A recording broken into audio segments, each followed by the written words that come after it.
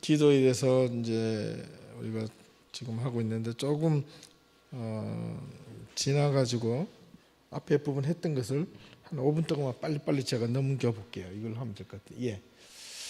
처음 시작할 때 이제 제가 시편에 대한 이야기를 시편 17편 1절에서 6절에 대한 이야기를 가지고 했었습니다. 같이 성경을 읽었고요. 기도의 정의에 대해서 기도란 무엇인가? 예. 빌도자, 빌기자, 빌도자. 기도란 원래는 목숨을 내놓고 하는 의미. 도끼 위에다가 자기 목숨을 내놓고 하는 것이 기도라고 그랬죠. 예. 기도는 무엇인가? 하나님과 대화입니다. 기도는 영적인 호흡이라 그러죠. 뭐 어렵지 않아요. 하나님과의 또 기도는 통로이고 또 기도는 아무렇게나 하는 게 아니라 내 상황에 맞게 기도합니다. 내가 아주 유창한 기도를 하고 싶어도 뭐 잘 못할 때가 있어요. 내 상황에 맞게 기도하는 게 좋고요. 기도에 대한 성경적인 의원은 이렇게 쭉 있는데 뭐 여러 가지 이렇게 있습니다. 예. 하나는 팔랄 기도라면 테필라. 시편에 기도할 때 테필라라는 말을 계속 씁니다. 그러면 카라 하나님을 향하여 기원한다, 찬양한다. 그것도 기도의 일종이고요. 그 다음에 샤알 이 요구, 물음, 하나님께 뭔가 질문을 하기 위해서 하는 것도 기도의 일종이고요. 그 다음에 파가는 요구, 하나님께 뭔가 요구하거나 중재하는 것이 파가고, 그 다음에 할라 은혜를 간구하는 겁니다. 이게 기도는요, 그냥 아무렇게나 하는 게 아니라 이런 여러 가지 이제 구약 성경에 보면 틀과 형식이 이렇게 찾아볼 수가 있습니다. 그러면 차크라고 하겠는데 부르짖음, 절규, 이거는 어떤 하나의 행위를 이야기하니까 하나님께 부르짖을 때 그 간절한 절규, 내 막 심장이 끊어지는 애간장이 탄다는 거죠. 예, 너무너무 절박한 간구. 예, 이때는 뭐 하나님 아버지 감사합니다 이렇게 말할 그 시간 여력이 없잖아요. 뭔가 위기가 팍 닥쳤을 때 소리를 질러야 되죠. 살려주세요, 헬프 할 때는 그냥 뭐 somebody is there here 뭐 이렇게 할 수 없다는 거죠, 그죠? 바로 그냥 헬프 이렇게 가야 되는 거예요. 이게 차크예요. 그다음에 라난, 리난이라는 말도 있는데 이 말은 그냥 부르짖다 뭐 이런 뜻이 있고, 또 신약 성경에 보면 기도라는 의미는 프로시소마이, 프로시스에 일반적으로 기도하다는 이런 뜻입니다. 그 다음에 데시스란 말이 있는데 데시스는 요청하는 것, 바라는 것. 그 다음에 이게 구약 성경에 파가라는 말하고 비슷합니다. 그 다음에 엔뚝사노라는 데 이건 중재하다, 이것도 파가랑 비슷하고요. 예, 크게는 이렇게 세 가지로 신약 성경의 헬라어에는 기록이 되어 있다면 기도의 형식이 있다고 그랬습니다. 기도는 여러 가지 형식을 갖고 있는데 사람마다 이게 선호하는 기도의 방식이 있더라고요. 성격이 좀 이렇게 좀 잠잠한, 성격이 좀 조용한 사람들은 정적인 기도를 좋아하고, 성격이 좀 와일드한 사람은 아주 부르짖는 기도를 좋아하는 거죠. 정적인 기도는 예를 들면 침묵 기도, 묵상 기도라고 하는데요. 예, 성경을 읽으면서 반복적으로 이렇게 되새기면서 하는 것도 이게 침묵, 정적인 기도 중에 하나고요. 그다음에 집중 기도라고 있는데 센터 프레잉 이렇게 이야기하기도 합니다.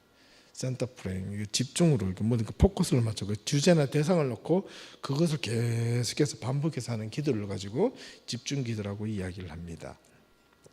그 다음에 이제 동적인 기도가 예를 들자면 있는데, 이 동적인 기도는 뭔가 역동적인 다이나믹한 기도죠. 이거는 부르짖는 기도입니다. 여러분 쫙 이렇게 통성을 하는, 특히 이제 한국 사람들이 제일 좋아하는 기도 중에 하나가 이게 통성 기도입니다. 주여 삼창 외치고, 그죠? 예. 왜 꼭 세 번을 외쳐야 되나요? 주여, 주여, 주여. 예. 언제부터, 그죠? 예. 그 다음에 이제 동적인 기도 중에는 어떤 행위적인 기도를 이제 동적인 기도인데, 금식 기도, 자기 삶의 일부를 절제, 컨트롤하는 거예요. 그 다음에 세 번째가 동적인 기도 중에는 합심 기도라는 게 있어요. 뜻을 같이 해서 여러 사람이 기도하는 것.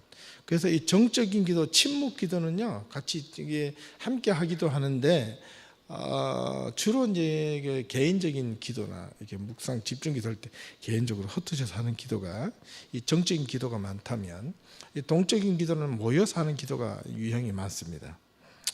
예, 합심 기도. 그다음에 찬양 기도, 곡조 있는 기도죠. 우리가 찬양을 할 때 찬양하는 거 모두가 같이 찬양하는데, 예, 하나님께 기도를 찬양으로 올려드리는 기도죠. 여러분 그 찬양 한 곡을 부를 때마다 그 대략 값이 얼마 정도 되는 줄 아시나요? 찬양 한 곡을 부를 때마다 성경에 나와 있어요. 시편에 보면 찬양을 드림이 무엇을 드림보다 낫다고 그래요? 황소 한 마리 얼마입니까? 무슨 황소 한 마리가 몇 천만 원이에요?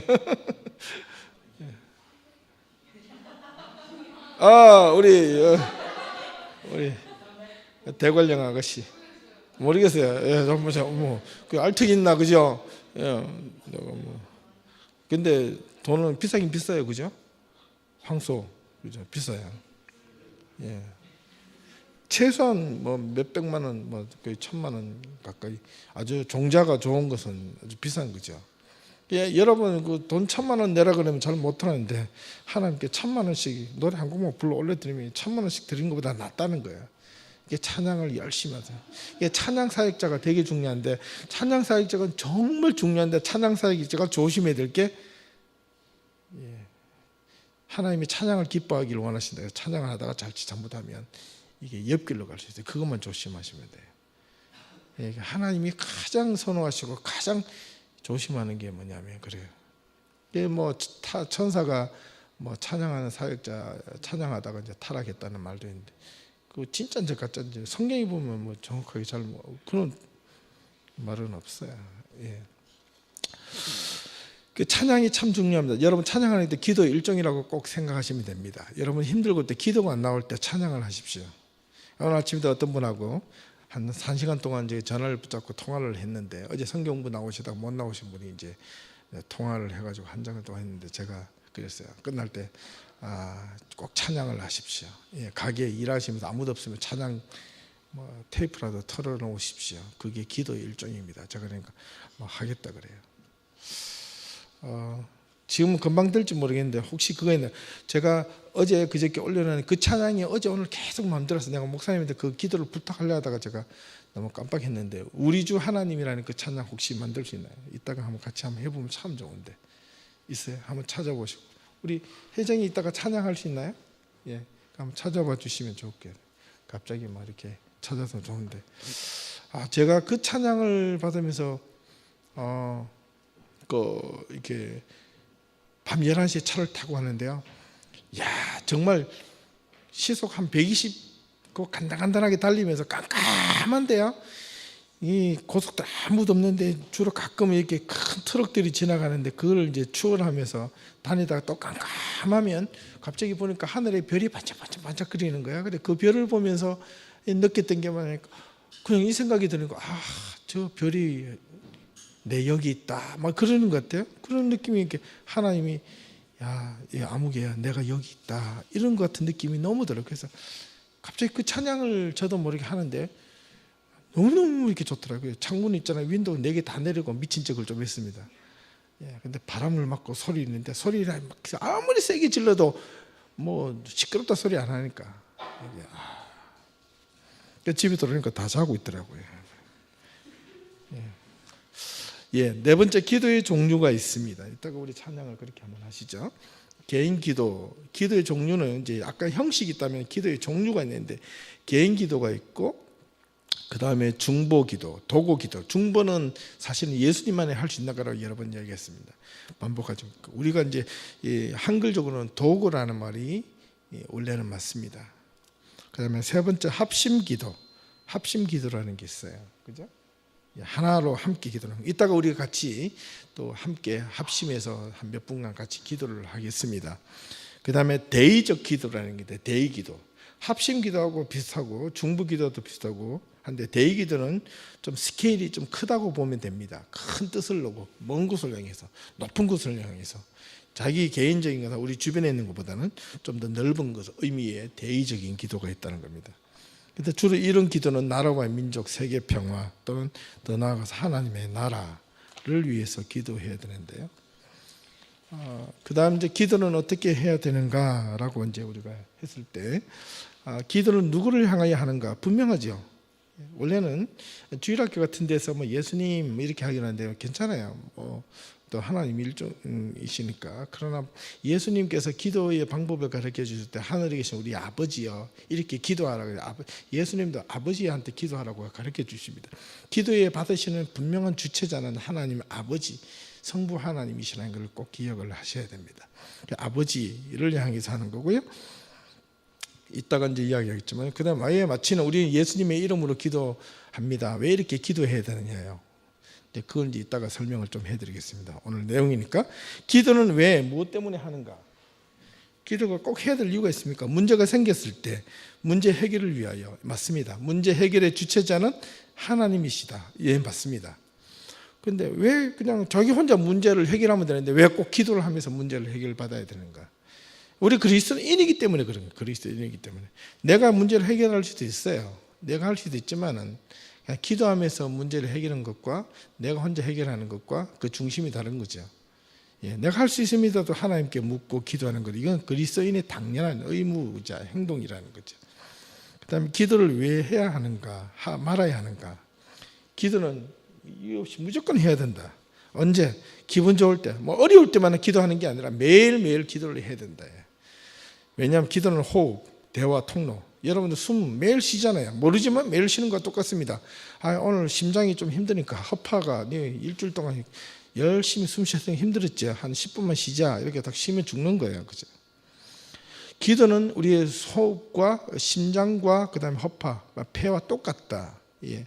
태어날 때부터 죽을 때까지 기도는 계속 이어지는 거다. 예. 분명하죠. 어떻게 기도해야 하는가? 어떤 어려움이 오더라도요, 우리가 하나님 앞에 기도의 첫 번째 조건은, 첫 번째는 유여를 막론하고 일단 감사하는 그런 기도를 해야 됩니다. 그 감사한 기도가 우리를 나중에 어떻게 바뀌어가는지 우리가 이해하게 된다는 겁니다. 그 다음 기도를 하는데 대충 하면 안 돼요. 정말 간절한 마음으로 정성을 다해서 해야 됩니다. 예. 그런 성경 구절이 여러 개 많이 나오는데 그냥 대충 이렇게만 하고. 그 다음 기도는 언제 해야 합니까? 예. 때와 장소를 가리지 않고 마음대로 할 수 있죠. 여러분 출근할 때 지하철에서 할 수 있어요. 예, 우리 청년들 우리 리더 교육 받고 있는데, 그죠? 예, 우리 또 다른 우리 큰 유정이는 우리 청년 리더들 위해서 아침에 출근할 때 지하철에서 기도하겠다. 예, 맞죠? 그렇게 하면 되죠. 예, 참 좋습니다, 그죠? 예, 기도는 때와 장소를 가리지 않고 해야 됩니다. 그러니 또 목적을 있는 기도를 하려면 작정 기도라고 그러죠. 시간과 때를 일부러 맞춰놓고 하는 기도도 됩니다. 예. 때는 언제인가? 그때는 그러면 기도하고 싶은 마음이 들 때 그때 기도하라. 그게 어디에 있든지, 그 장소가 뭐 지하철이든지 집이든지 뭐 학교든지, 잠깐 제가 하던 일을 잠깐만 스톱하고 뭐 꼭 이렇게 무릎 꿇고 기도하지 않아도 돼요. 그러나 이게 유대인들이나 아니면 특히 이제 이슬람 무슬림들은 보면요, 기도 하루에 4번 내지 5번을 하잖아요. 도서관에 있다가 그냥 옆에 있는 그 뭐 청 같은 거 둘둘 막 쫙 펴가지고 도서관에서 엎드려서 절을 하거든요. 그들은 대단하죠, 그죠? 그들은 뭔가가 있어요. 근데 우리는 왜 그렇게 기도 못하는가? 우리는 펴서 기도하지 말라고 했기 때문에. 그들이 그렇게 기도하는 모습들은 이게 보이지 않는 그들만의 힘이 있어요. 근데 우리 크리스찬들은 그보다 더 위대한 하나님께 기도하는데 우리는 맨날 이렇게 눈치를 봐가면서 왜 자꾸 기도합니까? 그렇죠? 이 그리스도인이 그만한 어떤 줏대나 정체성이 없다는 이야기와 똑같습니다. 내가 그리스도인이다 이렇게 자랑하고 싶을 만한 그 근거가 없는 거예요. 예, 내가 그리스도인이라 말하게 할 누군가가 얼마 전에 우리 집에 찾았을 때 교회 다닙니까? 예, 교회 다닙니다 말을 하기 시작했다라고 했는데, 그거 듣는 순간에 얼마나 마음이 기뻤는지. 이제는 내가 누구한테 교회 다닙니까? 네. 어느 교회 다닙니까? 예담교회 다닙니다. 이런 말을 쓰기 시작할 때는 그 사람에게 마음속에 내가 그리스도인이라는 아이덴티티를 선포하는 거거든요. 이전에 선포 못했다는 것은 자신감이 없어서 선포 못했는데, 선포를 하는 순간 저 사람한테 나는 그리스도인이요 이렇게 보여주는 거거든요. 그러면 그에게 합당한 행동을 이제 따라서 해야 된다는 거죠. 이제 그게 못하니까 자꾸 숨기는 거죠. 예.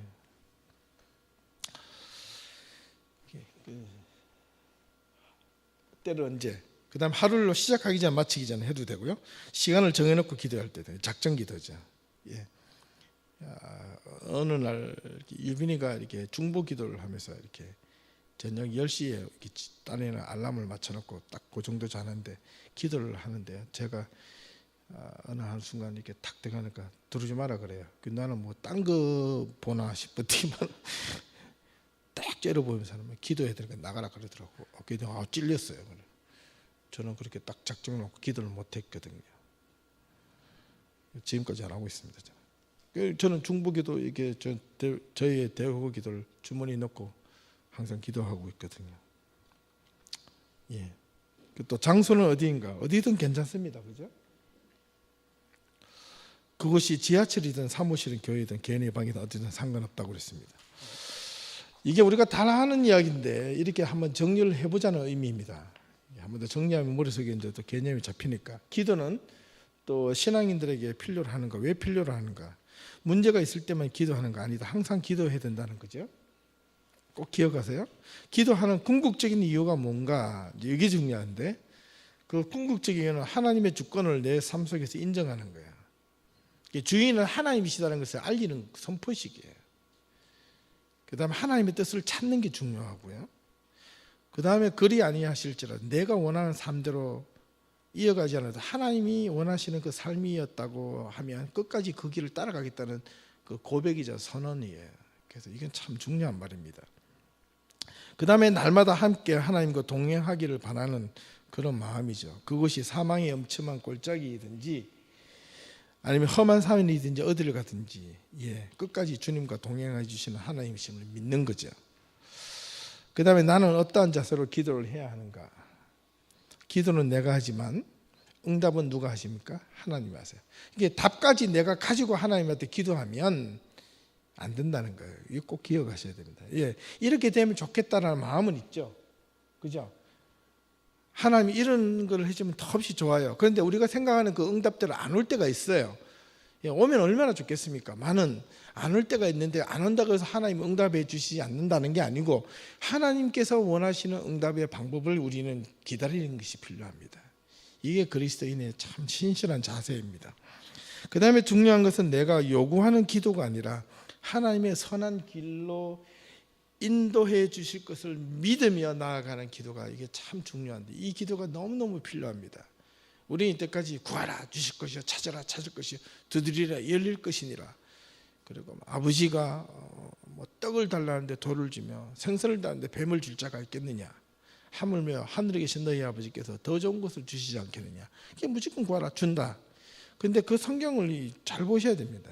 예. 구하라 주실 것이요, 구하게 주시기 전에 구하는데 어떻게 구하는 거가 중요합니다. 주시는다는 게 대해서 꽂히지 말고 어떻게 구하는 거에 대해서는 올바르게 알아야 되죠. 예.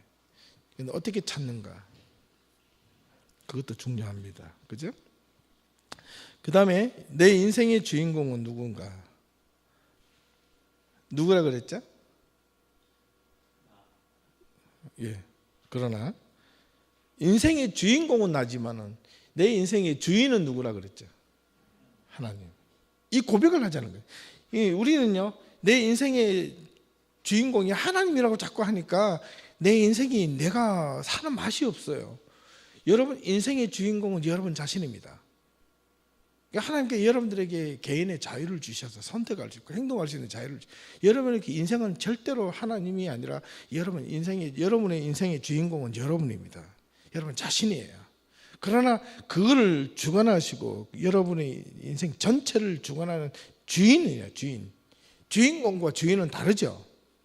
주인은 하나님이라니. 얘야 이제 그만 너 무대에서 내려와라. 여러분들은 여러분 인생 자체의 무대에서 여러분이 인생의 주연 배우라는 거예요. 여러분 인생에 각자가 주연 배우입니다. 그런데 마지막에 무대 감독이 끝 내려와 이러면 이제 주인공이 아무리 내가 거기서요 막 불사조 같이 있다가도 예 끝 컷 이러면요 영화 배우 주인공도요 내려와야 되잖아요. 그렇죠? 예. 그 주인은 하나님이시라는 고백을 하셔야 됩니다. 아 나는 좀 더 하고 싶어 이런다고 해서요 내가 그 인생의 무대에서 내 마음대로 할 수가 없어요. 그러니까 하나님은 우리를 부르시는 그 순간 우리는 우리 인생의 무대에서 내려와야 됩니다.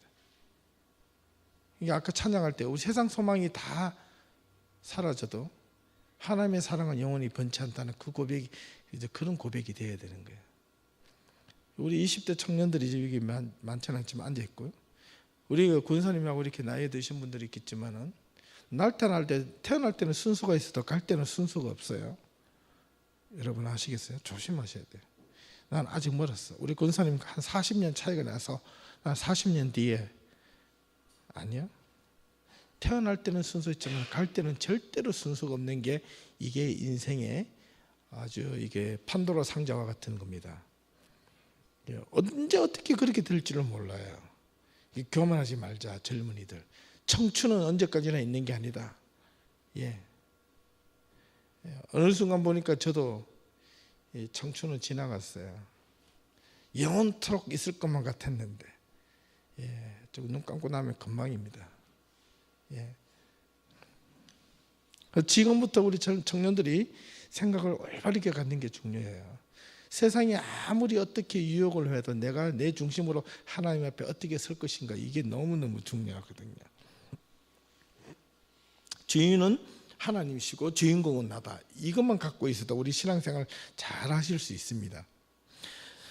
그 다음 네 번째, 내가 이미 목적과 방향을 설정해 놓고 하는 기도가 아니라 내가 목적과 방향을 잡았지만 그것이 맞는지 틀리는지 하나님께 간구하고 확인받는 게 이게 기도라는 겁니다. 이게 되게 중요하죠. 예. 그럼 나는 어떻게 기도해야 하는가? 기도 방법이나 순서에 보면 보통 뭐 급할 때는 뭐 그냥 내용만 하면 되죠. 일반적으로 기도할 때는 첫 번째 감사의 기도가 있고 하나님의 영광을 찬양하는 기도, 그 다음에 개인의 간구, 하나님의 영광을 찬양하는 기도 속에는 하나님의 어떤 나라와 영광, 이게 주기도문의 도식입니다. 예수님께서 제자들이 우리가 기도를 어떻게 해야 될지 가르쳐 주세요. 이게 우리가 오늘 읽었던 본문에서 그 뒤에 6장 9절에서부터 13절까지 나오는데 이 예수님의 제자들이 이 주기도문 기도하는 걸 몰라서 물었던 게 아니고요. 이 당시에 예수님 당시에도 이 랍비들이 늘 언제나 매일마다 아침에 하는 기도, 점심에 하는 기도, 저녁에 하는 기도처럼 이 랍비들에게도 매일 일정하게 유대인들에게도 일정한 시간을 놓고 기도하는 시간들이 있습니다. 그래서 랍비들은 총 약 한 18개 정도의 기도문을 항상 갖고 다녀요. 그 기도문에 마치 주기도문과 유사한 성격을 갖고 있는데요.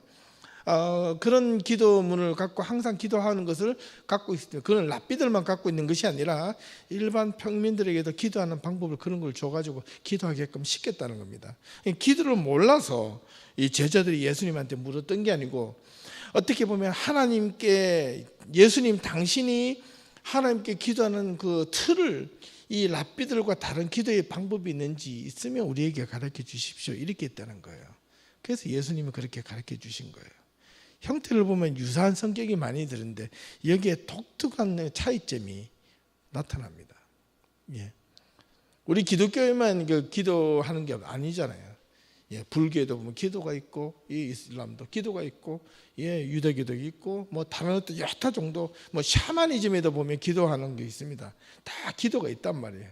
그럼 기도를 무엇 때문에 하는가? 예, 타 종교는 뭐 말할 것도 없고, 샤머니즘 같은 경우는 기도는 무엇 때문에 기도합니까? 무엇 때문에 빕니까? 아침에 정화수 떠놓고 뒤에다가 할머니들이 옛날 할머니들이 예. 저도 우리 할머니가 예수를 믿기 전에는 외갓집에 갔을 때 보면 여름에마다 이제 외갓집 가면 제가 중학교 때까지 전기가 안 들어왔어요.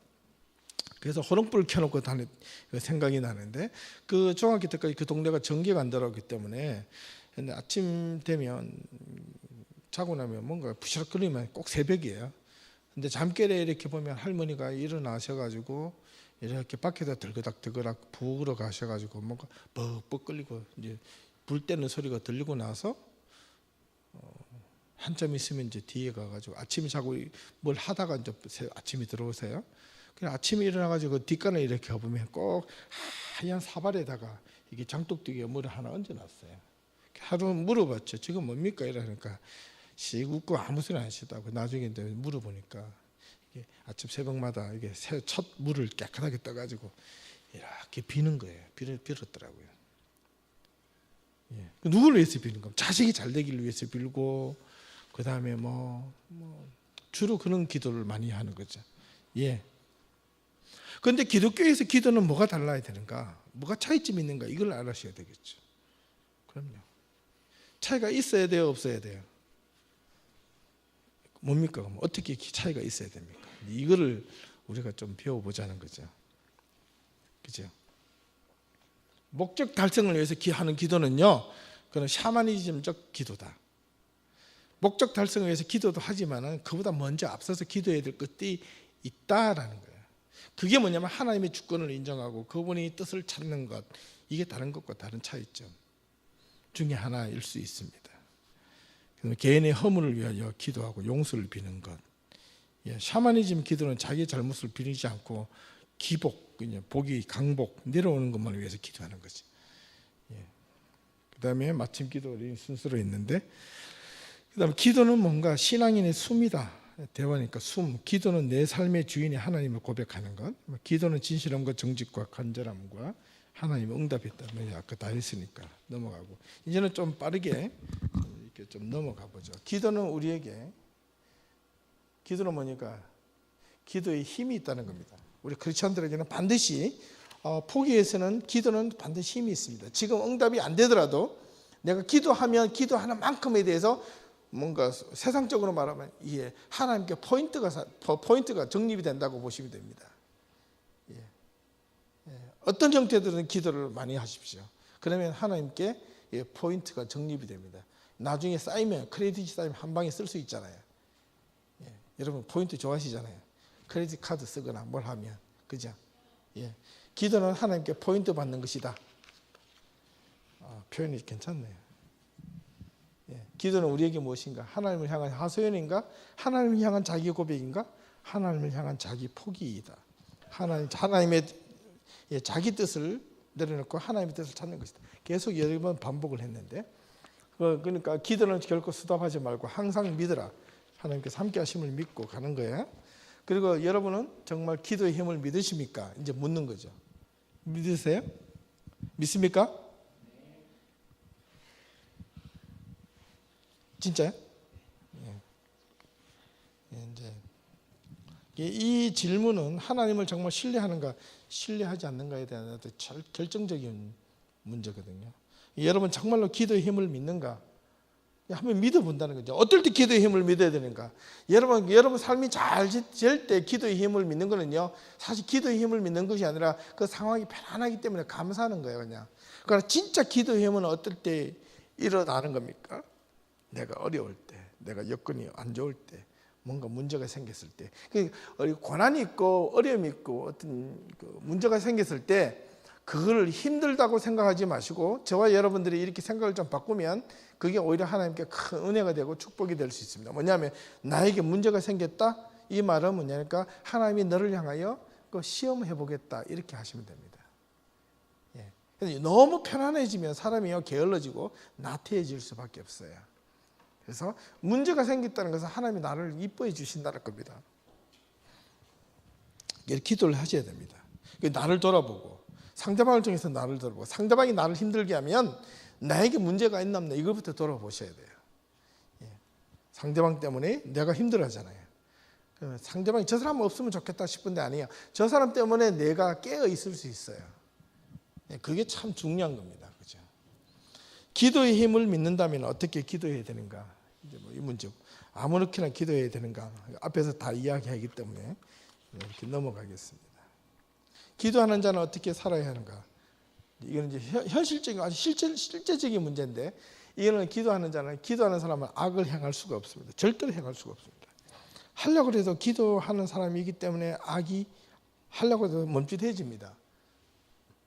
겉으로는 기도할 수는 있지만 진실로 기도하는 자는 악을 멀리하게 되어 있습니다. 자연스럽게. 왜? 내 안에서 나를 악을 머물게 하는 것을 용납이 안 됩니다. 왜? 하나님의 영이 성령이 함께 하시는 자에게는 어떻게 성령과 악령이 마음속에 동시에 함께 존재할 수 없거든요. 근데 바울이 고백했던 내 안에 하나님의 법과 세상의 법이 싸운다는 것은 그거는 어떤 뜻이냐면 유혹이라는 뜻입니다. 유혹. 유혹은 바깥에서 오지 안에서 일어나지 않습니다. 바깥에서 안에서 내가 흔들리는 겁니다. 근데 내 안에 계시는 분은 오직 하나님, 그분을 믿고 가야 된다는 거죠. 기도한 후에 악한 행위나 악한 말을 할 수 없기 때문에 그렇다는 겁니다. 기도한 후에 싸운다는 거면 그건 반드시 문제가 있습니다. 기도하는 사람은 과거에 사로잡히지 않고, 기도하는 사람은 어디에 사로잡힌다? 미래에 사로잡힌다. 이 말은 거꾸로 희망에 사로잡힌 자는 미래에 속한 자이고, 과거에 사로잡힌 자는 기도하지 않는 사람이다. 그렇죠. 당연히 그렇죠. 왜? 기도는 과거를 보지 않고 미래를 보거든요. 과거의 잘못을 인정하고 끊어버리는 거거든요. 이게 기도거든요. 내 허물과 잘못을 인정하는 순간 그는 용서가 받는 겁니다. 우리가 꼭 기도해야 될 것이, 기도하는 가운데 여러분들 기도하면 용서받았다는 것이 하나님께서 기억하지 않으신다는 게 그런 게 아니고요. 여러분 그 시편 32편을 한 번만 좀 펴보실래요? 32편 1절 2절 한번 읽어보십시오. 누가 한번 읽어주세요. 시편 32편 1절에서 2절. 허물의 사함을 받고 자신의 죄가 가려진 자는 복이 있도다. 마음에 간사함이 없고 여호와께 정죄를 당하지 아니하는 자는 복이 있도다. 아멘. 근데 여기 보면 그 죄에 대한 종류를 두 가지로 나오는데, 하나는 허물이라고 해서 허물. 그 다음에 두 번째는 죄를 이야기하고 있는데, 이 두가 크게 봐서는 둘 다 죄의 종류인데, 허물과 죄의 차이점은 뭐가일까요? 허물은요, 여러분 그 스킨 껍데기 허물이죠. 껍데기 벗기나면 버리면 돼요. 요걸 사한다 그러는데, 사한다는 건 없어진다는 뜻이거든요. 근데 죄는 없어지는 것이 아니라는 거예요. 그럼 죄를 용서받으려면 여기 성경의 32편에는 뭐라고 되어 있어요? 죄는, 허물은 어떻게 사함을 받아서 없어지는 거지만은, 죄는 사아지는 게 아니고 어떻게 된다고요? 가리워진다고 그랬어요. 가리워져. 가리워진다는 거예요. 우리 신앙 안에서 죄가 가리워진다는 것은 무엇으로 가리워지는 걸까요? 그렇죠. 예수 그리스도로 가리워지는데, 이 가리워진다는 이 말을 우리는 어떻게 하냐면 은혜를 받았다 이런 말을 하는 거예요. 그래서 은혜를 받는 거예요. 은혜를 이렇게 주어지는 거죠. 하나님의 은혜가 임하는 거예요. 그래서 내가 죄를 어느 순간에, 과거 어느 시점에 죄를 딱 지었어요. 죄책감이 들고 하나님께 용서를 구했어요. 용서를 구했는데 이 죄차가 내가 과거에 지었던, 내가 전과 1범, 2범, 3범 법에서 땅땅 재판해서 내가 징역살이를 했다고 그 사람이 나왔을 때 그 사람 죄가 없어지는 거 아니라 그 사람 기록에, 레코드에 다 남아있잖아요. 그런데 그 레코드를 지워준다니까요. 지워주는 게 아니라 어떻게 되냐면 그 위에다가 수정약을 하얗게 지워버린다는 거예요. 그게 하나님의 은혜라는 거예요. 그래서 죄 지는 사람들은 이 죄가 그대로 있어요. 그런데 있는데 여기에 하나님의 그리스도의 보혈로 이렇게 덮여지는 겁니다. 덮여지면 이게 위에서 사람들이 보기에 안 보이는 것처럼 보여지는 거예요. 그런데 하나님의 은혜가 딱 벗겨지는 순간 그 죄는요, 뿌리에서 또 싹이 올라옵니다. 그래서 내가 또 나쁜 짓을 저지를 수 있어요. 그리스도인이라고 나쁜 짓을 안 저지르는 게 아니에요. 이것이, 이 은혜가 떨어지지 않도록 노력하라 이런 말은 뭐냐니까, 내가 내 죄가 나를 향해서 엄습하지 못하도록 하나님의 은혜로 그것을 덮어 눌러라 이런 뜻입니다. 아시겠어요? 어제 성경 공부했을 때에 하나의 비유를 성경 공부 이렇게 참석하신 분들이 했는데, 여기에 나와서 하나만 더 설명을 같이 한번 해볼게요. 마태복음 21장, 어제 했지만 한 번 더 할게요. 오늘 이 기도하고 죄하고 연결이 되기 때문에 마태복음 22장 1절에서 14절까지인데요. 우리 여러분들 성경을 읽으실 때 성경 구절마다 이것을 한 단락단락을 떼어서 성경을 읽으시면 절대로 안 됩니다. 오해하기 너무 쉽습니다. 그래서 사실은 이 마태복음 22장 1절에서 14절까지는 어디부터 시작이 되느냐 하면 21장 23절에서부터 22장 14절까지 이게 전체가 한 통속이에요. 하나로 이어지는 겁니다. 그런데 세 번째 이야기를 예수님께서 했는데, 이건 예수님께서 누구를 향해서 먼저 시작하시냐면, 예수님께서 성전에 들어가서 복음을 가르치고 있는데 21장 23절에 보니까 대제사장들과 백성의 장로들이 나와서 이르되 네가 무슨 권위로 이런 일을 하느냐, 누가 이 권위를 주었느냐, 이렇게 했어요. 이게 첫 단서가 되는 겁니다. 이게 알으셔야 돼요. 여러분 생각해 보십시오. 그 예루살렘 성전에는 누구만이 가르칠 수 있다고 그랬죠? 율법사 서기관들 아닙니다. 일반 제사장도 그 성전에서는 못 가르쳐요. 바리새인들 절대로 못 가르칩니다. 누구만이? 대제사장 그룹만이 성전에서 가르칠 수가 있어요. 그런데 대제사장도 아니고 일반 제사장도 아니고 그 제사장 중에서는요, 예루살렘 성전 밖에 있는 제사장들도 성전 안에 들어와서 사람들에게 복음을 못 가르쳐요. 율법을 못 가르친단 말입니다. 그래서 그 밖에서 뭐가 있어요? 똑같이 시나고게, 회당이 있어서 밖에서 가르치는 거예요. 옛날에 여러 번 이야기했죠, 그죠? 대제사장만이 가르치시던 그 자리에 저 갈릴리 시골뜨기 청년이 사투리 써가면서, 아람어거든요, 사투리를 써가면서 성전에서 복음을, 말씀을 가르친다는 것은 예수님이 성전의 규칙을 어기는 거예요, 지키는 거예요? 어기는 거잖아요. 그러면 대제사장들과 이 백성의 장로들이 성전에 들고 와서 예수님을 복음을 가르치는 사람들을 보고 여기서 무슨 권위로 가르치느냐, 이 말이 맞아요, 틀려? 이 백성의 장로들이라는 사람 누구냐면 성전을 관리하는 직책들입니다. 그러면 이해가 쉽게 확 오죠. 우리만이 성전에서 성전 규칙에 따르면 우리만이 말씀을 가르칠 수 있는 대제사장과 성전을 관리하는 장로들이 예수가 거기서 가르치는 것을 보고 와서 제재를 하는 겁니다. 당연해요, 틀려? 맞아요, 틀려요? 그게 하는 것이 많단 말입니다. 근데 예수 거기서 이제 그 사람들한테 적대적 감정을 가지고 이제 막 크리티하고 비난을 하는 거죠. 쉽게 말하면 이런 겁니다. 예수님은 너덜너덜한 옷을 입고, 그 무리가 누구냐면 성전에서 예배드리는 사람들 있지만 계속 예수님을 따라다녔던 사람들입니다. 그럼 쉽게 말하면 예수님을 따라다녔던 부리들은 누구입니까? 제사장과 바리새인과 사두개인이 아니고 세리와 창녀들과 그 동네에 진짜 쉽게 지금 생각하면 홈리스들 한 100명을 거느리면서 왔다 갔다 하면서요, 그죠? 그러다가 이 페올론 철치의 교회 안에 본당에다가 거기다가 어떤 청년 한 명이 홈리스 한 100명을 데리고 성전에 들어와가지고 거기 앉아가지고 막 이야기를 하는 거예요. 지금 그 상황이잖아요.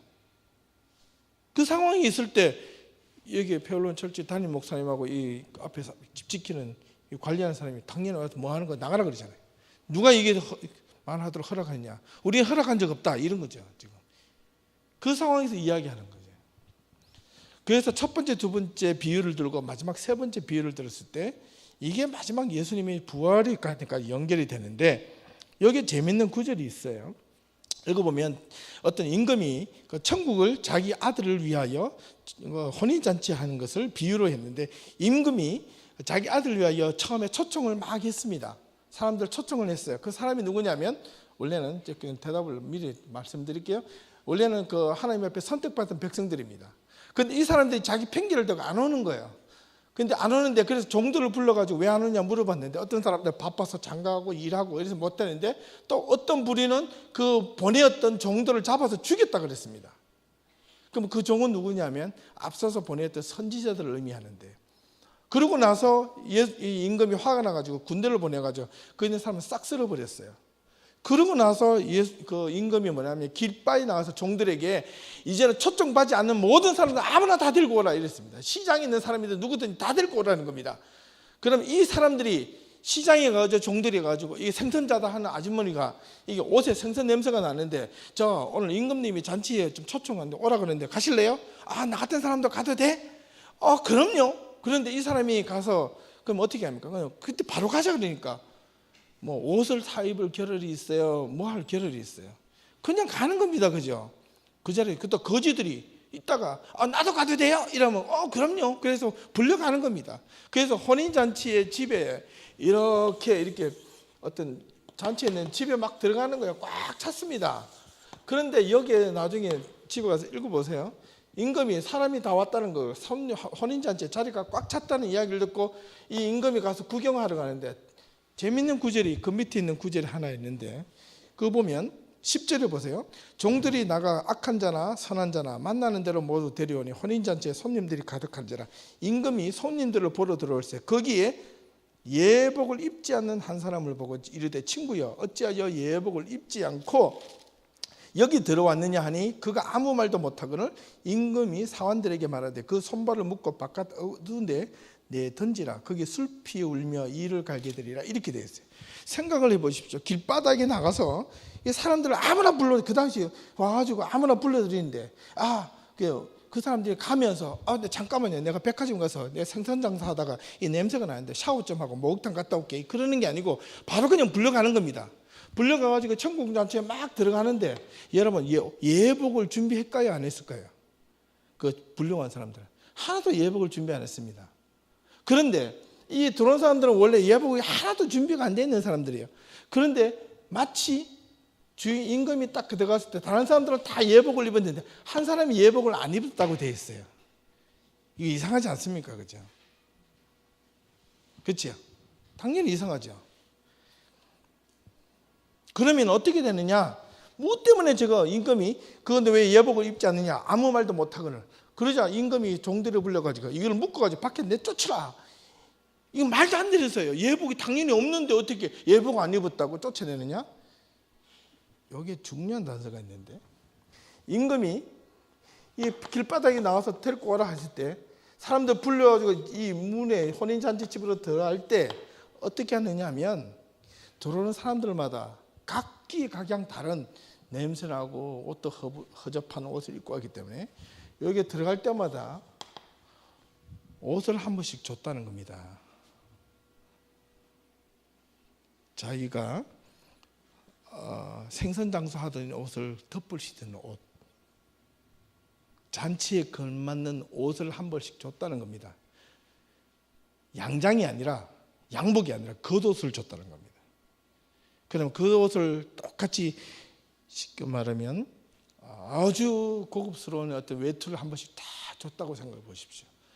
그럼 그 들어오는 사람들은 그 옷을 입는 순간 내가 생선 장사하는 사람인지 고구마 장사하던 사람인지 거지인지 옷을 봐서는 잘 몰라요. 그죠?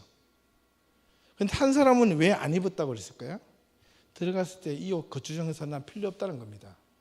그래서 놔두고 들어가는 겁니다. 그래서 앉았다가 다른 사람들 다 입었는데 저 사람은 안 입었어요. 왜 내가 준 옷을 안 입었느냐? 사실은 이런 겁니다. 그러니까 뭐라고 그랬어요?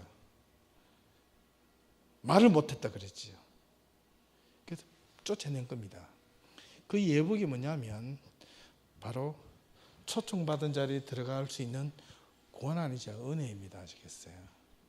내가 지금 죄지은 몸으로, 내가 더러운 몸으로 이거를 내가 덮어쓰고 하나님의 천국 잔치의 자리에 들어갔을 때 내 죄가 감추어지는 그 상징적으로 설명하는 거예요. 그 예복을 입지 않으면 우리가 신랑 되는 예수님이 신부로서 예복을 입어야 돼요. 결혼식 할 때 신부가 드레스 입을 때 결혼해 보신 분들 아시죠? 살 빼려고 노력만 해야지 드레스 입게 해서 막 안 맞는 옷도 드레스가 이쁘니까 막 쪼아가지고 쫙 당겨가지고 입잖아요. 그날 하루만 참자 이래가지고 사진 잘 받기 위해서 몸은 막 쪼여오지만 항상 이렇게 입잖아요. 왜? 신부이니까. 그 옷을 입어야 돼. 왜? 신부이니까. 신부가 이렇게 까만 옷 같은 거 입고 이렇게 샌들 신고 나갈 수는 없잖아요. 결혼식 때. 신부이니까 신부에 맞는 옷을 입고 가야 된다는 거예요. 초청받은 자의 그 걸맞는 옷을 입어야 되고 천국에 들어가는 자는 천국에 들어가는 그 걸맞는 옷을 입어야 되는데 거기에 내가 갖고 있는 내 모습이 생선장사의 비린내가 나고 군밤 냄새를 감출 수 있는 것은 주인이 주시는 그 예복을 입을 때만이 그것을 감출 수가 있는 겁니다. 그게 하나님의 은혜예요. 우리가 죄 지은 사람들이 하나님의 은혜라는 겁니다. 그런 관점과 연결이 되는 거예요. 그렇다면 그걸 과정 속에서 이제 여기서 나타나는 그 기도는 도대체 뭔가? 그죠? 우리가 유명한 기도의 구절, 우리가 늘 이야기를 많이 했습니다. 뭐 이런 기도의 제목들을 많이 했죠. 예. 기도에 관한 유명한 구절들 뭐 지난번에 했으니까 넘어가고요. 여기에 보면 기도하는 자는 우리 하나님 여호와께서 우리가 그에게 기도할 때마다 우리에게 가까이 하신 것 같이 그 신이 그 하나님이 가까이함을 얻는 큰 나라가 어디 있느냐. 신명기 4장 7절 이 모세가 그런 말을 했어요. 상당히 놀라운 기도입니다. 기도의 순서를 이야기했고 이건 나중에 주기도문을 하다 보면 나오게 될 겁니다. 기도 받는 가장 빠른 방법은 절대 신뢰라는 겁니다. 아시겠어요? 여러분 이걸 포기하시면 안 되고, 자, 지난주에 우리가 기도하는 방법들을 했기 때문에 기도 훈련, 하나님의 이름만 불러야 돼요. 여러분 기도하다가 너무 힘들면 하나님 이름만 부르셔도 됩니다. 하나님 그거 아세요. 예. 하나님 내 죄를 용서하여 주시옵소서 어쩌고저쩌고 안 해도 아버지 이렇게 해도 돼요. 너무너무 좋더라고요. 간결하게 정직하게 내가 바라는 것을 이 간구가 하나님의 뜻 안에서 이루어지도록 내 간구가 하나님의 뜻을 무시하지 않도록 기도가 특히 중언부언하지 않도록 절이 있게 기도를 합니다.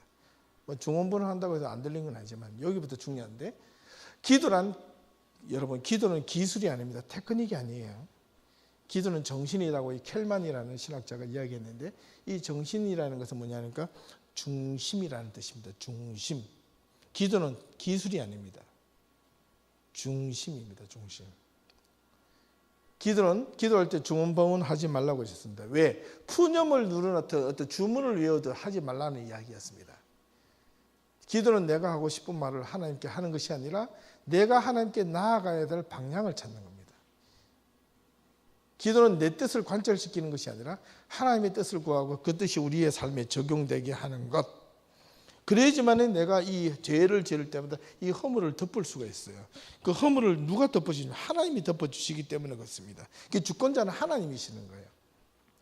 주기도문에 대해서 우리가 늘 이야기했는데 이제 주기도문을 다음 주에 이제 본격적으로 할 건데 주기도문에 대해서 우리가 주로 오해하는 네 가지가 있고 필요성이 왜 주기도문을 예수님이 우리한테 가르쳐 주셨는가에 대해서 잠깐만 살펴보면 일반적인 오해가 네 가지가 있는데 그 첫 번째는 이 주기도문을 랍비들의 기도를 모방한 것이다. 아까 이야기했죠. 18가지 기도의 방법이 있었는데 예수님이 제자들이 몰라서 물었던 게 아닙니다. 그 기도문과 다른 것이 있습니까? 이런 뜻이었어요. 18 기도문을 가지고 있었다. 랍비들의 문서에 따르면 주여 당신들의 백성은 필요한 것이 많습니다. 당신의 거룩한 뜻에 따라 각 사람의 필요에 따라 주시옵소서. 이 주기도문과 뭔가 유사하지 않아요? 여러 구절이 나옵니다. 이 랍비들의 문서는요. 주여 당신의 백성은 필요한 것이 많습니다. 이 일상적으로 필요한 것이 맞는데 당신의 거룩한 뜻에 따라 필요한 사람에게 주시옵소서. 필요에 따라 주시옵소서. 그런데 주기도문 앞에 보면 하늘에 계신 우리 아버지여 이름이 거룩히 여기시며 나라의 임하옵시며 뜻이 하늘에서 이루어진 것이 땅에서 이루어지다. 이게 먼저 우선적으로 나오는 것은 이 랍비들이 간구하는 것과 차별이 있다는 겁니다. 예수는 그걸 알고 그걸 먼저 간구해 주신 거예요. 가르쳐 주신 거예요. 너희가 이게 랍비들의 기도와 내가 너희들한테 하나님께 하는 기도의 방법이 뭐냐? 그거는 마태복음 6장 33절에 나오는 거지. 너희는 먼저 그의 나라와 그의 의를 구하라. 그리하면 이 모든 것을 너희에게 주시리라. 이게 랍비들이 하는 기도와 우리가 해야 될 기도가 다른 점이다. 이걸 딱 명시를 하는 거예요. 우리는 기도할 때마다 늘 언제나 우리의 기도부터 먼저 하잖아요. 근데 우리 크리스찬들은 그 기도의 방법을 알고 나면 우리가 어떤 누구를 위해서 중보기도 하는 것은 따로 해야 되지만 원래 기도의 모든 순서에다가 먼저 가장 먼저 기도를 내 중심적인 기도보다 내가 필요한 일용할 양식과 그 다음에 내 죄를 위해서 간구하고 용서하는 기도보다 뭘 더 간구해야 되냐면 먼저 그의 나라와 그의 의의 뜻을 먼저 해서 기도해요. 하늘에 계신 우리 아버지 이름이 거룩하게 하는 것. 그 다음에 나라의 임하옵시며 뜻이 하늘에서 이룬 것 땅에서 이루어지게 하는 이 기도가 먼저 이루어지면 나머지는 해결이 된다는 거예요. 사실은 그리고 예수님의 이름으로 기도하지 않는다? 내가 내 이름으로 무엇을 구하든지 내가 시행하리니 이는 아버지로 하여금 아들 인하여 영광을 얻게 하려 하심이니라. 내 이름으로 무엇을 구하든지. 그래서 요한복음 14장 13절에 있는 말씀을 가지고 와서 이것을 우리가 그렇게 기도를 하는 거예요. 우리가 기도할 때 예수님의 이름으로 기도합니다라고 맺는 것은 주님의 공로를 의지해서 주님의 뜻에 내 뜻을 복종하여 기도한다는 의미에서 후세에 제자들이 이것을 첨가한 것이라는 겁니다. 여러분 생각하죠. 이게 독일 같은 데 나면 예수님의 이름으로 기도합니다 이런 말은 안 해요. 근데 미국에서는 in Jesus name 이라고 끝나는데 그냥 기도합니다 해놓고 그냥 아멘 이래요. 처음에 저 독일 가요. 독일 사람들이 기도할 때 예수님의 이름으로 기도합니다 이런 말 독일말 안 하는데 되게 당황했어요. 이 교회가 제대로 맞나 안 맞나. 예. 우리는 할 필요가 있죠. 그 다음에 일반적인 오해 세 번째, 일시적인 용도로 가르친 것이다. 아니라는 겁니다. 이런 주장은 제자들의 어떤 기도나 본문에서도 이 기도가 드려진 흔적이 없다는 데서 출발하는데 그런 까닭에도 이런 주장을 하는 사람들은 당시 유대교가 가지고 있는 기도의 형식에 대한 상대적인 필요에 따라 기도 요구한. 그래서 기도문의 종류가 18가지 방법으로 나눠져서 만들어졌어요. 그 상황에 맞을 때, 그 상황에 비슷할 때 그 기도문을 가지고 그냥 줄줄 외우는 겁니다. 가톨릭에서 그런 기도의 문이 있어요. 어떤 건강에 대한 기도문을 할 때 건강의 기도문이 따로 있고 내가 이렇게 여러분 그 가보셨나요? 저기 몬트리올 가면 그 큰 언덕 뒤에 큰 성당 있죠. 그 무슨 성당이에요? 세인트 조셉 성당. 그 지하에 가보면 그 병자를 위한 기도 간구하는 거 있잖아요. 그 기도문이 다 따로 있어요. 예, 병 들었을 때, 뭐 상처 받았을 때, 정신에 문제가 생겼을 때, 뭐 그런 것처럼 기도문이 다 따로 있는. 캐톨릭 때 그런 유형의 기도가 있는데 특히 랍비들도 그렇게 기도의 유형이 다 따로 있습니다. 유대인들도 지금 그렇게 있고요. 장로님이 지난번에 가져오셨던 그 기도문이 그런 종류의 일종입니다. 그렇게 단편적으로 기도문을 가지고 다 갖고 다녀요. 그렇게 딱 그 상황이 났을 때 그 기도문을 외우면 마치 주문을 외우면 그렇게 들려지듯이 그렇게 하라는 겁니다. 안 한 것보다 낫겠지만 그게 형식으로 가버리면 의미가 없는 거죠. 상당히 의미 있고. 그게 당시 상황에서 일시적으로 필요했던 것이라는 생각에서 이 은혜의 시대에 살고 있는 성도들에게 주기도문이 필요한가라는 의문을 이 초대교회 이후부터 또 중세, 고대로, 근대로 넘어오면서 여러 사람들이 하기 시작했다는 겁니다. 그 다음에 형식적이다. 너무 형식적이다. 주기도문은 용법이 뚜렷한 기도의 모범적 형식. 그러나 너희는 기도할 때 이렇게 기도하라고 예수님께서 가르쳐 주셨어요. 여러 가지 다른 기도도 해야 되지만 기도의 이 형식의 틀을 보고 배우라는 겁니다. 우리는 기도할 때 이런 모습을 따라서 한번 해볼 수 있습니다. 모든 기독교의 가르침에는 형식이 있습니다. 형식주의는 아니고 주기도문은 성서에 기록이 되어 있고 오늘날까지 교회가 가지고 있는 형식을 갖추는 유일한 기도문 중에 하나가 이 주기도문입니다. 그래서 예배 드릴 때 주기도문도 하고 어떤 교회에서 꼭 하는 교회도 있습니다.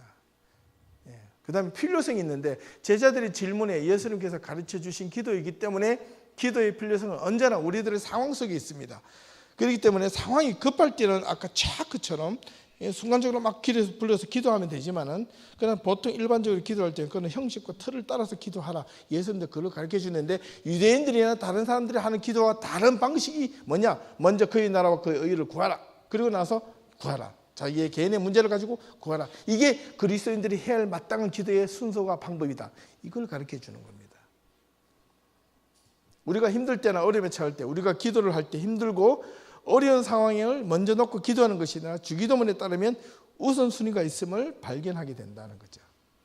중언부언하지 않고 정리된 기도의 필요성. 순서를 잊어버리면 이거 했다가 저러 했다가. 어떤 분들이 대표 기도하는 분이야. 장로님 어떤 분들은 오랜만에 찬스를 잡았다고 해서 기도를 30분씩 하시는 분들이 있어요.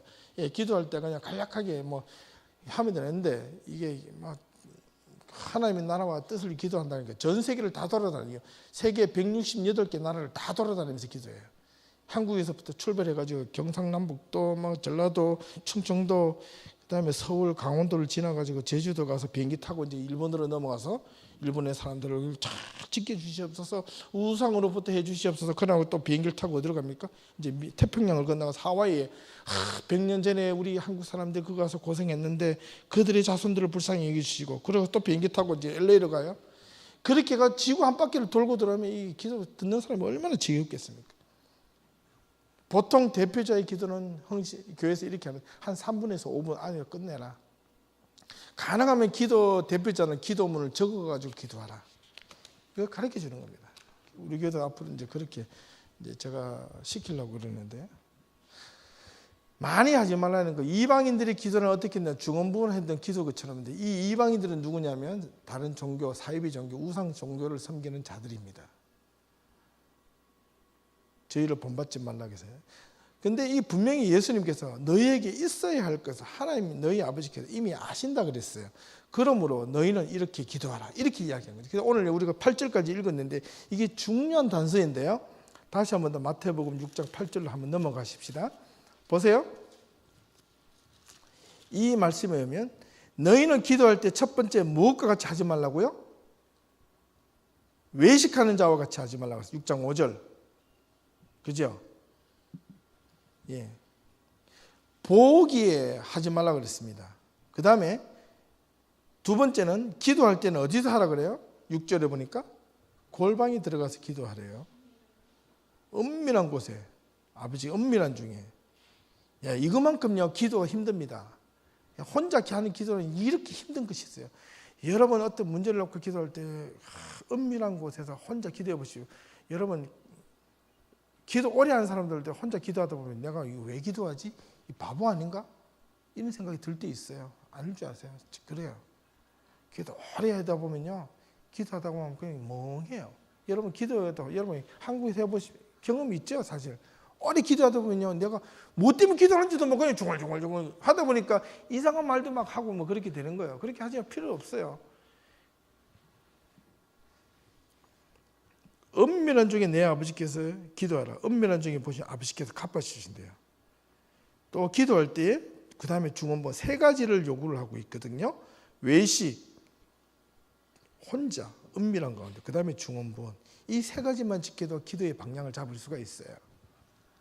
그러고 나서 8절에 보면 이방인들과 같이 중언부언하는 기도를 본받지 말고 구하기 전에 너희에게 있어야 할 것을 아버지께서 어떻게 하신다고요? 아신다 그랬어요. 내가 무릎을 꿇는 순간 하나님이 내가 무엇을 요구하는지 안다는 거예요. 그런데 하나님이 요구하시는 것은 무엇일까요? 예수님의 이 주기도문의 순서에 따르면 하나님이 우리에게 지금 내가 기도하려고 무릎을 딱 꿇는 순간 하나님 요 8절에 보면 내가 기도하면 뭘 기도하는 것을 아신다 그랬어요. 그러면 순서가 예수님이 기도에 따르면 제일 먼저 무엇을 위해서 기도하는 것을 하나님이 쉽게 말하면 듣고 싶어 하세요? 네? 어렵지 않잖아요. 주기도문을 보면 하나님 이름을 거룩하게 하고 뜻이 하늘에서 이룬 같이 이 땅에서도 이루어지게 하는 것. 이건 먼저 기도하라는 거예요. 우리는 이걸 빼놓고 기도하기 때문에 문제가 생기는 거예요. 이게 우선적인 기도입니다. 하나님이 이걸 먼저 듣고 싶어하는 거예요. 당신의 이름을 거룩하게 하는 거. 당신의 뜻이 이루어질 수 있도록 우리가 어떻게 노력해야 하는 거. 먼저. 그러고 나서 오늘날 우리에게 일용할 양식을 주옵시고 여기부터는 기도 안 해도 하나님 이미 아신다는 거예요. 그런데 우리는 이 기도보다 우리 이 기도를 더 많이 하잖아요. 저도 기도 안 하는 줄 같아요. 해요. 어떨 때는 앞에 있는 기도보다 밑에 있는 기도를 더 많이 할 때가 많다니까요. 그럴 때마다 아차 하는 순간 돌이켜서 기도하라는 겁니다. 우리에게 실수 없는 하나님을 요구하는 게 아니라 퍼펙트한 하나님 우리의 기도를 요구하는 게 아니라 그런 기도 하다가 아차 싶으면 빨리 그 기도로 돌아가라는 겁니다. 그게 기도의 표본적 형식인 거예요. 형식지를 넘어선 기도의 내용의 중심적 기도의 필요성을 요구하는 겁니다. 자, 그래서 오늘 이제 마지막으로 찬양 한 번만 하고 우리가 기도를 조금 하고 우리 기도 제목을 또 같이 좀 나누고 오늘은 딱 한 두 그룹으로 좀 나눌게요. 김수영 권사님이 아까 한 6시쯤에 전화가 왔어요. 그 가게에 갑자기 뭐 일이 터져가지고 못 오시겠다고 일이 났다고 그래서 좀 기도가 뭔지 잘 이야기 안 해주셔서 나중에 말씀드릴게요 이러시더라고요. 그래서 오늘 못 오게 다른 사람들 때문에 못 오게 됐다고 이렇게 이야기해 주셔서 그래서 우리 수연 집사님 그룹 젊은 청년들과 함께 다 해주시고 그쪽 뒷그룹은 목사님이 같이 이렇게 기도 좀 쉐어링을 좀 해주셨으면 좋겠습니다. 아까 이야기했기 때문에 반복하지 않습니다. 우리가 기도의 제목들은 그의 나라와 그의 의. 그럼 그의 나라와 그의 의를 위한 기도가 뭘까? 구체적으로 뭘까요? 한 번만 생각해 보십시오. 그러면 하나님의 나라와 하나님의 의가 뭐냐라는 거예요. 이 땅에서 우리 그 하나님의 나라와 의를 위해서 기도하려면 무엇을 위해서 기도해야 됩니까? 먹먹하지 않아요. 그의 기도 방법대로 그의 나라와 그 의를 먼저 찾는 것이, 그의 나라와 의는 뭔가? 하나님의 복음이 선포되는 자리, 교회를 먼저 바르게 세우는 겁니다. 아시겠어요? 확실합니다.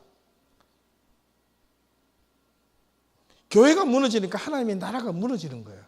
하나님의 의가 무너지는 거예요. 여러분, 교회를 바르게 세우도록 여러분은 먼저 기도하셔야 됩니다. 지금 이 시대에 교회를 바르게 세우는 게 중요합니다. 사람을 많이 불러오는 것도 중요하지만 이 교회를 바르게 세우다, 저와 여러분들이 이 예담교회라는 이름이 예담교회가 바르게 서도록 여러분 기도하셔야 됩니다. 여기에 먼저 우리 혼신의 힘을 다해야 돼요. 기도만 하면 됩니까? 여기에 뭔가 열심히 수고를 해야 되죠. 교회를 위하여, 이따가 선교를 위해서 기도하겠습니다.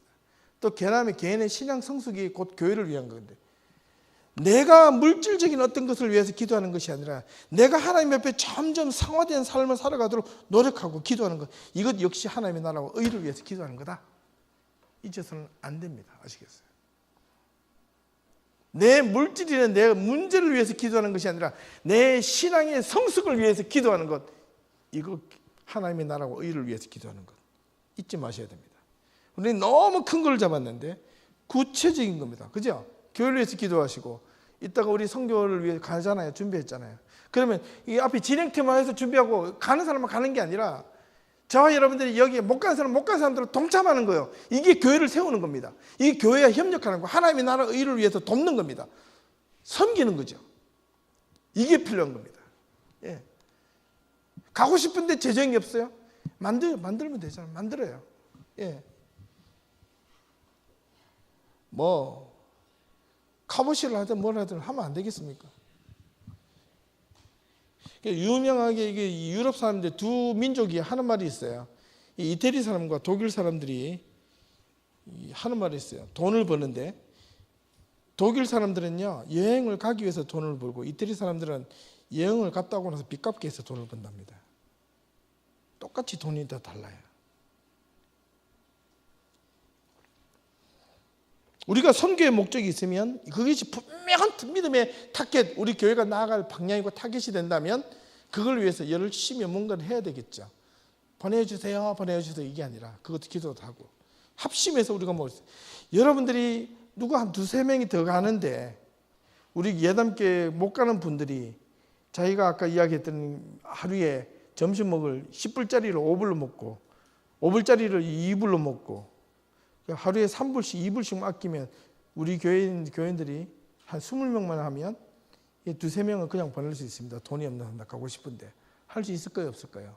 2달만 하면 충분히 할 수 있습니다. 혼자 돈을 많이 안 내도 한 50불만 2달만 먹을 수 있잖아요. 예. 한 달 밥 먹는데 100불은 쓰잖아요. 그걸 아껴보라는 겁니다. 그 사람에게 한 달에 50불만, 2달에 50불만, 이게 10명이면 500불이면 성교 한 사람 보낼 수 있습니다. 가고 싶은데 돈이 없어 가는 사람들, 그걸 우리가 한번 보내주자는 거죠. 우리 교인이 지금 어렵습니다. 힘듭니다. 그렇기 때문에 난 못해 이게 아니라 거기서 더 나아가고 더 나아가고 더 내려가고 더 내려가고 해보자는 겁니다. 거기에 하나님의 역사가 일어날 줄 믿습니다. 여러분, 여기에 우리가 익사이팅한 이 스릴 넘치는 그 하나님의 은혜를 이때 경험을 해보셔야 돼요. 얼마나 놀라운 경험이 일어나는지 해보십시오. 여러분이 금식을 해가지고 이 돈이 선교에 쓰인다고 생각해 보십시오. 안 모아지겠습니까? 예, 잘 모르겠어요. 며칠 전에 유빈이가 저한테 와서 아빠 선교 가고 싶은데 어떻게 해요? 이렇게 제가 그랬어요. 예, 그러면 우리 2달 동안 종이 한 장 갖다 놓고 하자 그랬어요. 아빠한테 커피 한 잔 배달할 때 커피 3잔당 2불, 그리고 방 청소 1층 2층, 그 다음에 밑에 베이스먼트에 청소 싹 다 하면 한꺼번에 3불, 층마다 1불. 저하고 계약 맺었어요. 걔가 얼마나 그렇게 벌지는 모르겠어요. 예. 근데 걔는 그 종이를 갖다 와서 커피를 주면서 무슨 소망을 할까요? 선교 가고 싶다는 말을 생각하지 않겠습니까? 예. 막 그거 생각 마음이 짠해요. 돈만 있으면 그거 안 하고 그냥 보내주고 싶은데 그게 아니죠. 근데 걔가 가고 싶을 때 가기 전까지 준비하는 마음을 길러주는 겁니다. 제가 빚을 내도 어떻게 뭐 이왕 빚진 거 좀 더 한 500불 더 빚진다고 뭐 죽겠습니까? 그냥 알아서 보내줄게. 가서 선교 훈련 열심히 해. 이게 아니라 얘한테 뭔가 그 하기까지 기대감을 먹고 내가 일어날 수 있는 공간을 시간을 만들어 주는 거예요. 커피 한 잔을 타올 때마다 내가 내 딸인데 그 고생하는 거 보기 좋겠어요. 사실은 맨날 그거 시키지 마라 사실은. 예.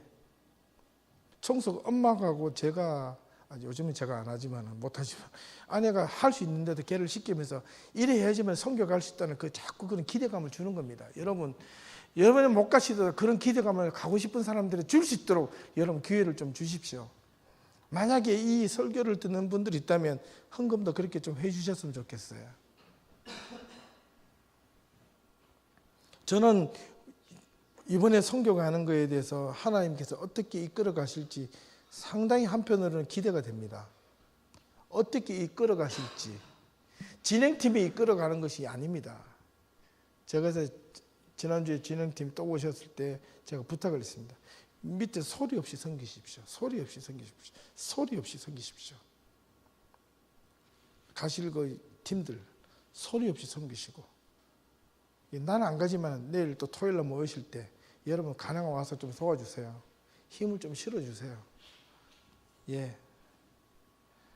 와가지고 저녁 못 먹으면 여러분들 가서 김밥이라도 하나 싸가지고 와서 주고 가시라는 겁니다. 그들이 힘을 낼 수 있도록. 그 다음에 개인의 기도가 필요한데요. 개인의 기도 제목도 학업, 건강, 재정, 경제적인 문제, 인간관계. 교회가 선포되는 교회를 바르게 세우는 이 기도가 우리 예담교회에 먼저 있어야 됩니다. 그러면 하나님이 가장 원하시는 교회가 될 줄로 믿습니다.